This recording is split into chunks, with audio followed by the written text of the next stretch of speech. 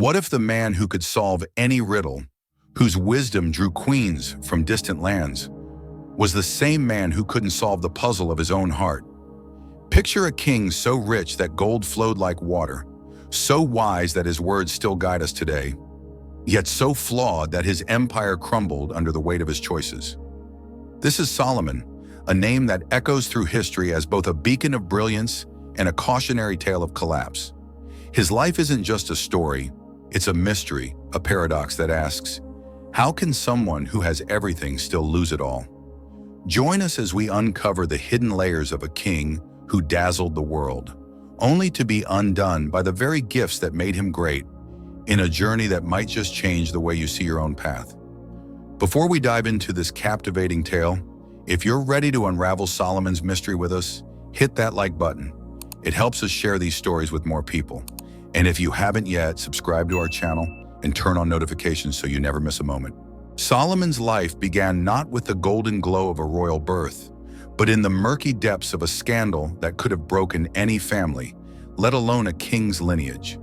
His father David was a man whose name once echoed with reverence, a shepherd who slew giants, a poet whose psalms lifted hearts to God, a king whose faith had made him a legend. But even legends falter, and David's fall was a wound that cut deep. One evening, his gaze fell upon Bathsheba, a woman whose beauty stirred something reckless in him. She was no stranger's wife, but the cherished partner of Uriah, a soldier whose loyalty to David was unshakable. Yet David, in a moment of weakness, let desire drown his honor.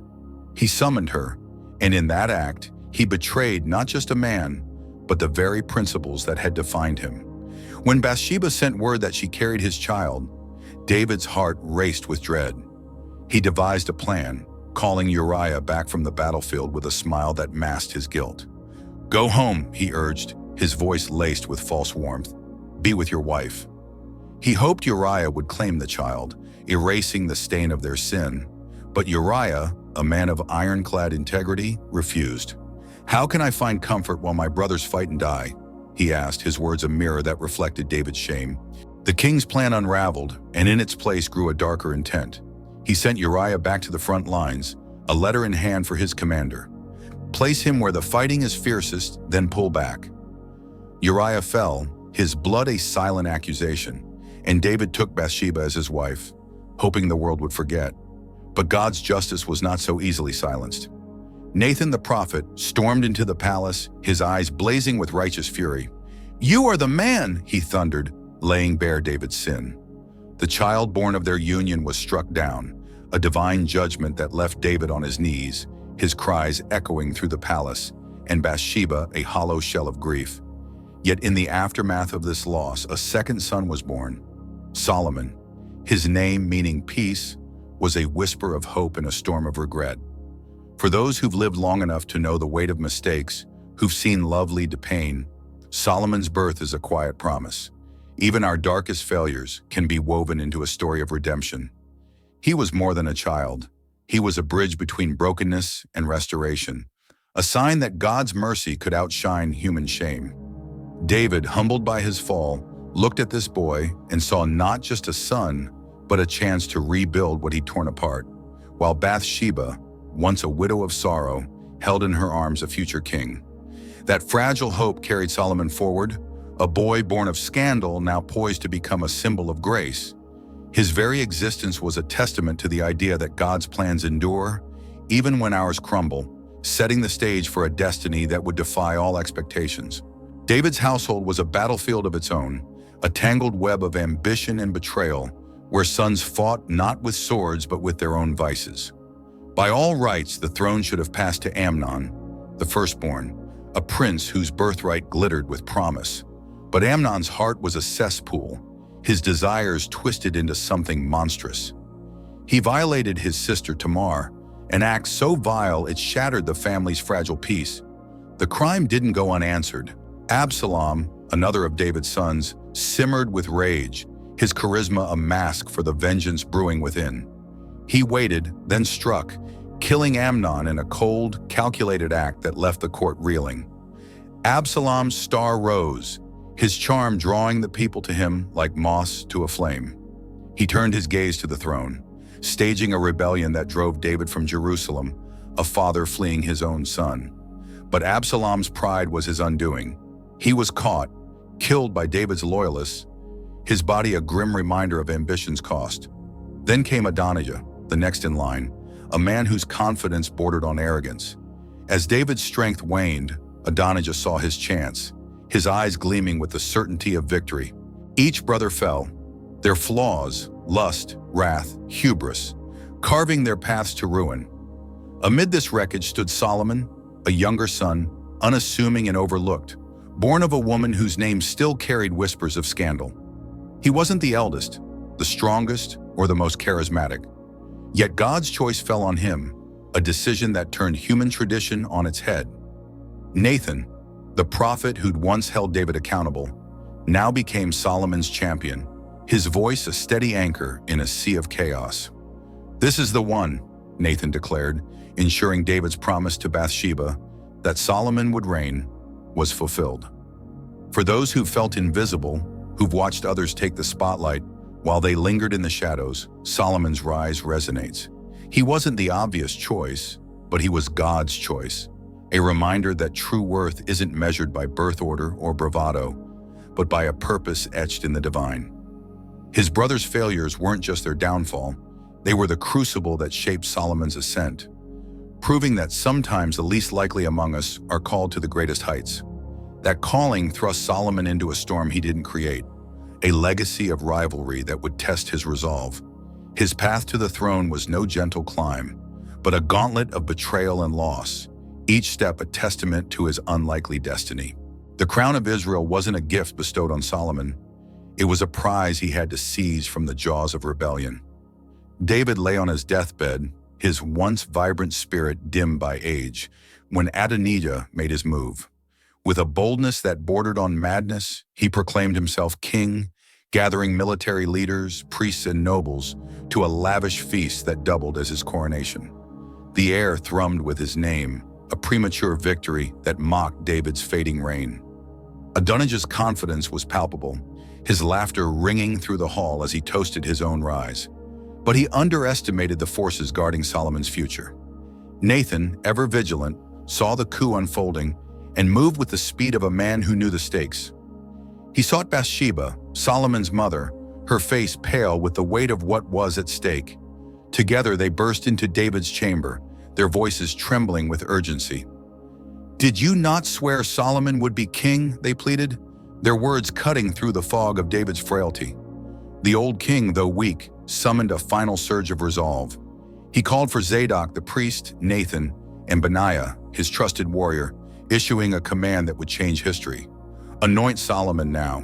The oil was poured, the trumpets sounded, and the people's cry, "Long live King Solomon," echoed through Jerusalem, a wave that crashed over Adonijah's celebration. His allies scattered, their loyalty as fleeting as his dream, leaving him alone to face the consequences.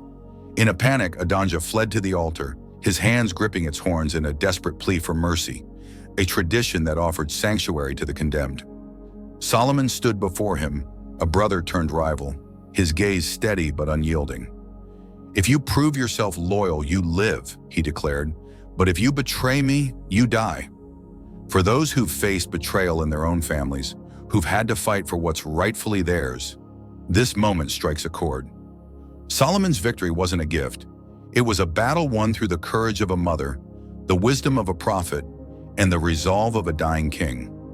Adonijah's defeat was a stark reminder that power isn't claimed by those who shout loudest, but by those chosen for a purpose greater than themselves. The weight of that victory settled on Solomon's shoulders, a crown secured but not yet safe. Adonijah's submission was a fragile piece, a thread that could snap with the slightest pull, hinting at the trials still to come.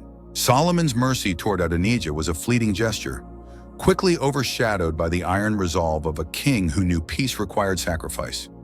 David's final words to his son were not of love or legacy, but of justice, a list of names that had to be dealt with. Adonijah, Joab, Shimei, each carried the weight of betrayal, and Solomon would not let them linger. Adonijah, despite his reprieve, couldn't resist the lure of power. He approached Bathsheba with a request that seemed innocent. "Ask Solomon to let me marry Abishag, the woman who cared for David in his final days." But Solomon saw the truth beneath the words. A marriage to Abishag was a claim to the throne, a subtle but deadly challenge. "You've sealed your fate," Solomon said, his voice cold with finality. With a single command, Adonijah was struck down, his ambition ending in a pool of his own blood. Next was Joab, David's once loyal general, a man whose hands were stained with the murders of Abner and Amasa, two captains who trusted him. Joab had thrown his support behind Adonijah, and when Solomon's judgment came, he fled to the altar, clinging to its horns as Adonijah had. But Solomon's justice was unrelenting. "No sanctuary for traitors," he declared, and Benaiah, his executioner, carried out the order, ending Joab's life where he stood. Then came Shimei, a man who'd cursed David during Absalom's rebellion, mocking the king in his lowest moment. David had spared him, but Solomon's patience was thinner. "Stay in Jerusalem," he warned, "or die." Shimei agreed, his fear keeping him in line for 3 years. But one night he slipped away, chasing a fleeting errand. Solomon's word was iron.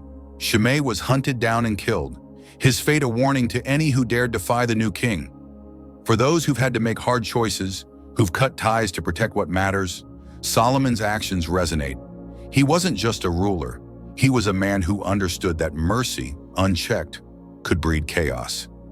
Each death was a brick in the foundation of his reign, a brutal necessity to ensure no threat remained. Solomon emerged from this blood-soaked beginning, not as a boy of promise, but as a king whose authority demanded fear as much as respect.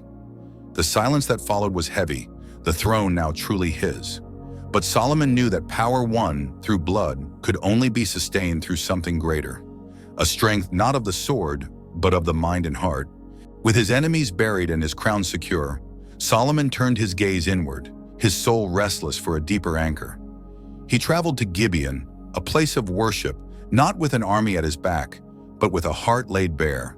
There he offered 1,000 sacrifices, an extravagant act that spoke of a king desperate for guidance. It was a plea from a young man thrust into a role too vast, a cry for something beyond the violence that had marked his rise. That night God came to him in a dream, his voice a quiet invitation. "What do you desire?" The question hung heavy, a canvas of possibilities stretched before Solomon. He could have asked for wealth to rival empires, years to outlast his foes, or the strength to crush any whisper of rebellion. But Solomon, still tender beneath the weight of his crown, knelt in humility. "I'm a child," he admitted, his voice trembling with the honesty of youth. "I don't know how to lead your people. Give me a heart that discerns, that knows right from wrong, so I can serve them as you would." It was a prayer not for himself, but for Israel, a selfless longing that stirred the divine. God's response was a flood of favor. "You didn't seek riches or power, so I'll give you wisdom beyond any who've come before or will come after. No one will match you, and more. I'll grant you wealth and honor, so no king in your lifetime will rival you." For those who've stood at life's crossroads, who've begged for clarity in the chaos of responsibility, Solomon's prayer strikes a deep chord. It wasn't ambition that shaped his reign. It was a humility that sought to serve, a moment where a king's heart aligned with a higher purpose. That prayer became the cornerstone of his legacy, a spark that would ignite a golden era, though the shadows of his future choices already loomed, unseen. Solomon's reign didn't just rest on the foundation of a secured throne. It soared on the wings of a wisdom that seemed to transcend human limits. Early in his rule, a case came before him that would etch his name into the annals of legend. 2 women, both mothers, stood in his court, their voices raw with anguish as they claimed the same child. They were women of the margins, their lives marked by hardship, yet their love for the infant between them burned fiercely. One had lost her own baby in the night, a tragic accident that left her grief-stricken. In her despair, she swapped her lifeless child for the other woman's living son, a desperate act to fill the void in her arms. The true mother awoke to a nightmare, clutching a dead child she knew wasn't hers, and now they stood before Solomon, each swearing the living boy was her own. There were no witnesses, no evidence to untangle their claims, only the raw emotion of two women torn apart by loss and longing. The court held its breath as Solomon listened, his face unreadable. Then, with a calm that belied the storm around him, he issued a command that stunned everyone. "Bring me a sword." The guards obeyed, and Solomon spoke again, his voice steady. "Cut the child in two and give half to each." A gasp rippled through the room. Had the king lost his mind? But Solomon wasn't watching the crowd. His eyes were on the women. The false mother, her heart hardened by grief, nodded coldly. "Yes, let neither of us have him." But the true mother collapsed, her cries piercing the air. "No, give him to her. Just don't harm him." In that moment, Solomon saw what no one else could: the depth of a mother's love, willing to lose everything to save her child. "Give the boy to her," he declared, pointing to the weeping woman. "She is his mother." The court erupted in awe, the story spreading like wildfire across Israel. For those who've faced impossible choices, who've had to discern truth in the fog of emotion, Solomon's judgment resonates. It wasn't just intelligence, it was a profound understanding of the human heart, a wisdom that saw beyond words to the soul beneath. This moment cemented Solomon's reputation, not as a king who ruled by force, but as one who governed with a clarity that felt almost divine, setting the tone for a reign that would dazzle the world. That single act of discernment was a spark that lit Solomon's legacy, illuminating a path where wisdom, not might, would define his rule. It was a glimpse of the greatness that awaited, a greatness that would soon transform a nation. Solomon's wisdom didn't stop at judgment. It became the blueprint for an empire that would leave the world in awe. He turned his gaze to a dream his father David had held but never fulfilled: a permanent house for God. The Israelites had long worshipped in a tent, a temporary dwelling for the Ark of the Covenant. But Solomon envisioned something greater, a temple that would stand as a testament to God's presence among his people. He spared no expense, summoning the finest craftsmen from across the known world. Artisans from Tyre and Phoenicia, masters of their trade, worked alongside 180,000 laborers, their hands shaping a structure of breathtaking grandeur. The temple was a marvel, 90 feet long, 30 feet wide, 45 feet high, its interior gleaming with pure gold. Walls, floors, even the ceiling shimmering with divine brilliance. Massive cherubim, 15 feet tall, guarded the ark, while intricate carvings of palm trees, pomegranates, and flowers adorned every surface. Golden lampstands, tables, and chains added to the splendor, a sanctuary that declared God's majesty to all who entered. But Solomon's ambition didn't end there. He built a palace for himself, a sprawling complex that took 13 years to complete, outshining even the temple in its opulence. He fortified cities, constructed aqueducts, and laid roads that turned Israel into a hub of progress. His vision extended to the seas, where he built a navy with the help of the Phoenicians, their ships sailing to distant lands, bringing back treasures that filled Jerusalem's coffers. Gold, silver, ivory, and exotic goods poured in, transforming Israel from a small, struggling nation into a powerhouse of wealth and influence. For those who've built something lasting, who've poured their hearts into a legacy, Solomon's achievements strike a chord. He wasn't just a king, he was a visionary, a man who turned dreams into stone and gold, creating a kingdom that reflected both divine favor and human ingenuity. His empire wasn't just a place, it was a statement, a golden age that seemed untouchable. That golden age was more than a moment, it was a movement, one that would draw the eyes of the world to Israel. Solomon's creations weren't just structures, they were invitations, calling nations to witness the glory of his reign. Solomon's brilliance wasn't confined to building. He wielded diplomacy like a weapon, forging alliances that made Israel untouchable. Unlike his father, who had secured borders through war, Solomon chose a different path: peace through partnership. He married princesses from every corner of the ancient world, 700 wives and 300 concubines, each a strategic tie to a foreign power. A daughter of Pharaoh ensured Egypt's loyalty. A princess from Moab secured trade routes. Women from Ammon, Sidon, and beyond bound their nations to Israel's favor. These weren't marriages of love, but of calculation, each vow a thread in a web of influence that stretched across continents. If an enemy attacked, they wouldn't face just Israel. They'd face an entire network of allied kingdoms, a deterrent that kept swords sheathed and borders quiet. Solomon's diplomatic genius extended to trade, turning Israel into a crossroads of commerce. He established routes that linked Africa, Arabia, and Asia, his ships sailing to lands as far as India, returning with riches that dazzled the imagination. Merchants from Tyre and Egypt flooded Jerusalem with goods, their tributes a testament to Solomon's reach. For those who've navigated complex relationships, who've built bridges where others saw walls, Solomon's strategy resonates. He understood that true power wasn't in conquest, but in connection, in creating a network so vast that no one dared challenge it. His marriages and trade deals weren't just politics, they were a shield, ensuring Israel's prosperity without the cost of blood. Yet beneath this brilliance lay a seed of danger, one that Solomon, in his wisdom, failed to see. The women he brought into his palace didn't just bring alliances, they brought their gods. A whisper of compromise that would one day grow into a roar. That whisper was still faint, drowned out by the clamor of Solomon's success.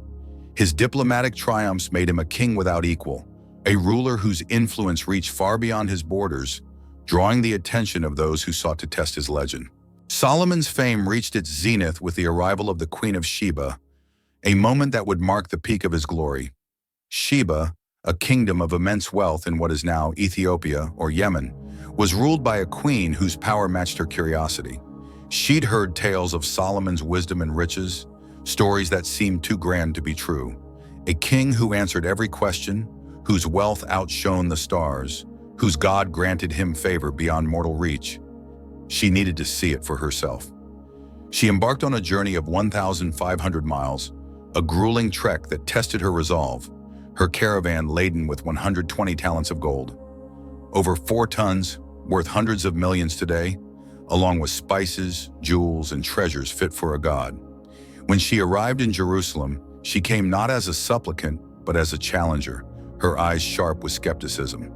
She brought riddles and questions, problems that had stumped the greatest minds in her court, determined to expose Solomon as a fraud. But Solomon met her challenge with a calm that disarmed her. One by one, he unraveled her riddles, his answers flowing with an ease that left her breathless. She saw his palace a marvel of gold and ivory, its halls filled with the scent of wealth and power. She witnessed the order of his court, the loyalty of his officials, the offerings in the temple, a kingdom that hummed with divine favor. The reports I heard were true, she admitted, her voice trembling with awe. But I didn't believe until I saw with my own eyes. Not even half was told to me. For those who've sought truth, who've traveled far to find something real, her words echo. She didn't just praise Solomon, she blessed his God, recognizing that his greatness came from a source beyond himself. She left richer than she came, not just in the gifts Solomon bestowed, but in the revelation of a wisdom that pointed to something greater. This encounter was more than a diplomatic visit. It was a testament to Solomon's peak, a moment where his wisdom and wealth shone so brightly that even a queen bowed to its light. That light cast Solomon as a beacon, a king whose brilliance seemed eternal. But even at his peak, the seeds of his downfall were taking root, hidden in the very alliances that had made him great. Solomon's legacy wasn't just in stone or alliances. It was in words that would echo through generations. He poured his wisdom into writings that became sacred, texts that spoke to the human soul with a clarity that felt eternal. Proverbs, a collection of sayings, captured Solomon at his best. A young king eager to guide his people toward righteousness. The fear of the Lord is the beginning of knowledge, he wrote, a cornerstone that shaped his early reign.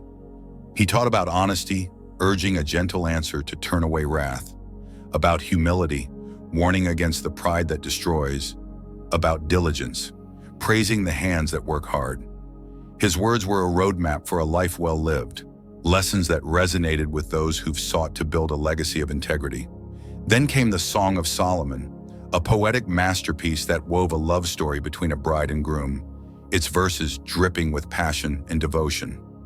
Many saw in it a deeper truth, a metaphor for God's love for his people, a reminder of the intimacy that faith can bring. For those who've known love's highs and lows, the song's beauty strikes deep, its words a mirror to the heart's longing. Solomon's writings weren't just for his time, they were for all time, a gift to generations who'd find in them guidance, comfort, and truth. He spoke 3,000 proverbs, composed 1,005 songs, his mind a wellspring of insight that seemed inexhaustible. Yet even as he wrote of love and wisdom, a paradox loomed. The man who penned such truths would soon stray from them, his heart pulled by the very temptations he warned against. For now, though, his words were a crown, a testament to a king whose brilliance seemed to know no bounds. At the height of his reign, Solomon stood as a colossus, his wisdom and wealth a beacon to the world. Yet beneath the surface of his golden empire, a subtle fracture began to form, one that would eventually shatter everything he'd built. The marriages that had once been his diplomatic triumph, 700 wives and 300 concubines from foreign lands, became the chink in his armor. These women, hailing from nations like Moab, Ammon, Edom, and Sidon, didn't arrive in Jerusalem empty-handed. They brought with them their gods, idols with names like Moloch, Ashtoreth, and Chemosh. Deities that demanded worship through rituals that turned Solomon's heart cold. Moloch, a god of fire, was appeased with the screams of children burned alive, a practice so vile it clashed with everything Solomon had once stood for. Ashtoreth, a goddess of fertility, lured followers into acts of sensuality that mocked the purity he'd celebrated in his writings. Chemosh, a deity of war, thrived on bloodshed, a stark contrast to the peace Solomon had so carefully cultivated. At first, Solomon didn't bow to these gods himself. He simply allowed them, building altars and shrines on the hills around Jerusalem to keep his wives content. It was a compromise, a small concession to maintain the alliances that had made Israel untouchable. But for those who've walked the path of middle age, who've seen how small compromises can grow into life-altering mistakes, this moment feels all too familiar. Solomon's tolerance wasn't just a political move, it was a crack in his faith, a slow erosion of the devotion that had once defined him. He'd written in Proverbs that the fear of the Lord was the beginning of wisdom. Yet here he was, making room for gods that defied the one who'd given him everything. The man who'd once stood firm in his convictions began to bend, his heart divided between the God he'd sworn to serve and the pressures of a palace filled with voices pulling him in 1,000 directions. This wasn't a sudden fall, but a gradual drift, a reminder that even the wisest among us can falter when we let the world's demands drown out the still, small voice of truth. That drift set the stage for a descent that would unravel Solomon's legacy, a slow unraveling that began with the very choices that had once seemed so strategic. His compromises weren't just personal, they were a betrayal of the covenant that had held Israel together, a betrayal that would soon bear bitter fruit. Solomon's fall wasn't marked by a single dramatic moment. It was a slow, insidious slide, a series of choices that eroded the foundation of his faith. The man who'd once prayed for a discerning heart, who'd written of the dangers of straying from God, now found himself walking the very path he'd warned against. The altars he'd built for his wives' gods weren't just symbols, they became invitations. What began as tolerance turned into participation, as Solomon joined in the rituals that honored these false deities. He stood at the high places, offering incense to Ashtoreth, his hands stained with the offerings that should have been reserved for the God of Israel. He bowed before Chemosh, a god of destruction, his actions a mockery of the peace he'd once championed. Most chilling of all, he turned a blind eye to the horrors of Moloch's worship, where the cries of sacrificed children echoed through the hills, a sound that should have broken his heart, but instead found him silent. For those who've seen their own principles slip, who've watched small concessions lead to larger betrayals, Solomon's descent hits hard. He didn't wake up one day deciding to abandon his faith. It happened step by step, each choice a brick in the wall that separated him from the God who'd made him great. The irony was stark. The man who'd written, "Trust in the Lord with all your heart and lean not on your own understanding," now leaned on his own reasoning, justifying his actions as necessary for peace. He'd once taught that a divided heart leads to ruin, yet his own heart was torn, pulled between the God he'd known and the gods his wives revered. Solomon's wisdom, once a gift that illuminated truth, became a tool he used to rationalize his unfaithfulness. A tragic twist for a king who'd once seen so clearly. His fall was a mirror to the human condition, a reminder that even the greatest among us can lose our way when we let the voices around us drown out the one that matters most. That slow descent didn't just affect Solomon. It cast a shadow over his entire kingdom, a shadow that would soon grow into a storm of divine judgment, one that would tear apart everything he'd worked to build. Solomon's unfaithfulness didn't go unnoticed. God's patience, though vast, had its limits. The same God who'd appeared to Solomon in a dream, granting him wisdom beyond measure, now spoke again, but this time with a voice of judgment. "Since you have not kept my covenant and have turned to other gods," God declared, "I will tear the kingdom from you." The words were a dagger to Solomon's legacy, a promise of loss that echoed the betrayal he'd committed. But even in his anger, God's mercy shone through. Because of his promise to David, Solomon's father, the full weight of the punishment wouldn't fall in Solomon's lifetime. Instead, it would strike his son, Rehoboam, a generation delayed but no less certain. God raised up adversaries to signal the coming storm. Hadad of Edom, a prince who'd fled David's wrath years before, returned to harass Israel's borders, a thorn in Solomon's side. Rezon of Damascus, a rebel leader, stirred trouble in the north, chipping away at the peace Solomon had once secured. Most devastating of all was Jeroboam, one of Solomon's own officials, a man of talent who'd risen through the ranks. A prophet named Ahijah met Jeroboam in secret, tearing his cloak into 12 pieces and handing him 10, a symbolic act that carried a heavy message. God will give you 10 tribes, for Solomon has forsaken me. Jeroboam, emboldened by this prophecy, became a rallying point for discontent, a leader poised to split the kingdom. For those who've seen the consequences of their choices ripple into the lives of their children, this moment stings. Solomon's sin didn't just cost him, it cost his heirs, a painful reminder that our failures often outlive us. The unity he'd fought for, the empire he'd built, was now on the brink of collapse, all because he'd traded his devotion for the fleeting approval of those around him. God's judgment was clear. A kingdom divided in faith would soon be divided in reality, a fracture that would leave scars on Israel for generations. That fracture was a ticking clock, its echoes growing louder as Solomon's reign drew to a close. The king who'd once united a nation now faced the unraveling of his greatest achievement, a tragedy of his own making. In the twilight of his life, Solomon turned inward, his heart heavy with the weight of what he'd lost. The man who'd once written songs of love and proverbs of wisdom now penned a work that laid bare his disillusionment. Ecclesiastes. This book was a stark contrast to the vibrancy of his earlier writings, a haunting reflection on a life that had chased everything and found nothing. "Meaningless, meaningless, everything is meaningless," he wrote, his words a lament that cut to the bone. He looked back on his achievements, the temple, the palace, the wealth that had made him the envy of kings, and saw only emptiness. "I amassed gold and silver, the treasure of nations," he confessed. "I denied myself nothing my eyes desired." Yet all of it, he realized, was a chasing after the wind, a pursuit that left him hollow. He'd tasted pleasure, built monuments, sought knowledge, yet none of it filled the void left by his fractured faith. For those who've reached the later years, who've looked back on a life of striving and wondered what it was all for, Solomon's words resonate. Ecclesiastes wasn't just a lament, it was a confession, a raw admission of a king who'd lost his way. Yet within its pages, there's a glimmer of hope, a late awakening to the truth he'd once known. "Here is the conclusion," he wrote in the final chapter, "Fear God and keep his commandments, for this is the duty of all mankind." It's a return to the foundation he'd abandoned, a recognition that true meaning lies not in what we gain, but in who we serve. Whether Solomon fully repented remains a mystery. Ecclesiastes doesn't record a dramatic return to God, only a sober reflection on what he'd learned too late.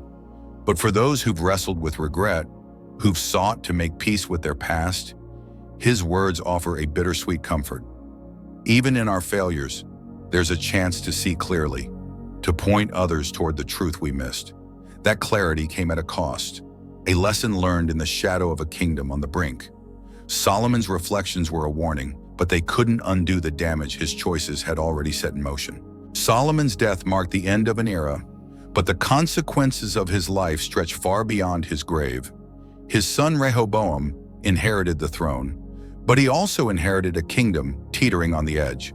The people burdened by Solomon's heavy taxes and forced labor came to Rehoboam with a plea, "Lighten our load and we'll serve you."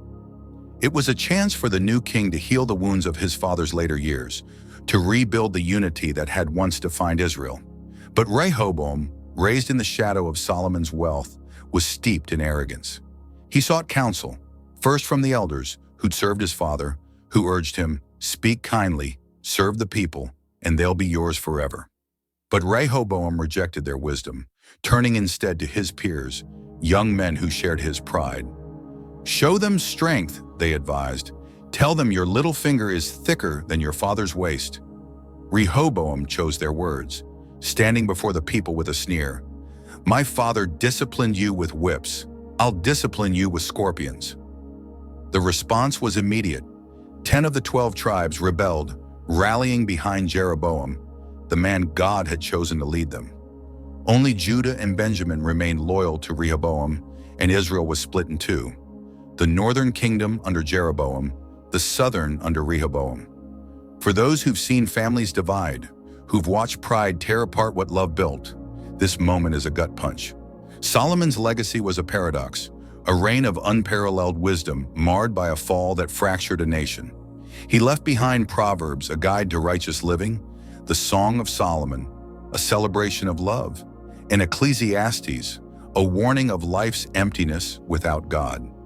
But he also left a kingdom in pieces, a cautionary tale that brilliance without faithfulness leads to ruin.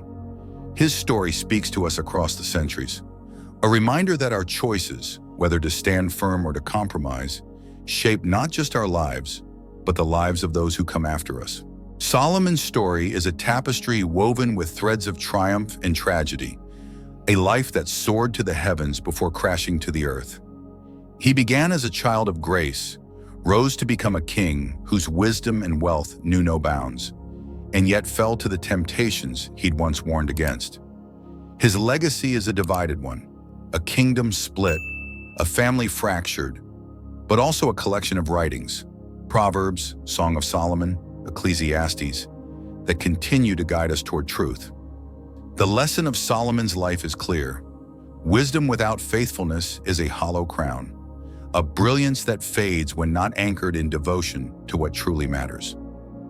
For those of us in the later chapters of life, his story is a mirror, reflecting the choices we've made and the ones we still face. What about you? Have you ever faced a moment where you compromised your values, and what did it cost you? Or perhaps you found a way to hold fast to your faith through life's temptations. Share your story in the comments below. We'd love to hear from you. If this journey through Solomon's life has touched you, please give this video a like. It means the world to us. Share it with someone who might need to hear this message. And if you haven't yet, hit that subscribe button and ring the bell so you'll always be notified of our latest videos. Thank you for joining us on this incredible journey through Solomon's life. We'll see you in the next video. Until then, take care and may you walk in wisdom and faith.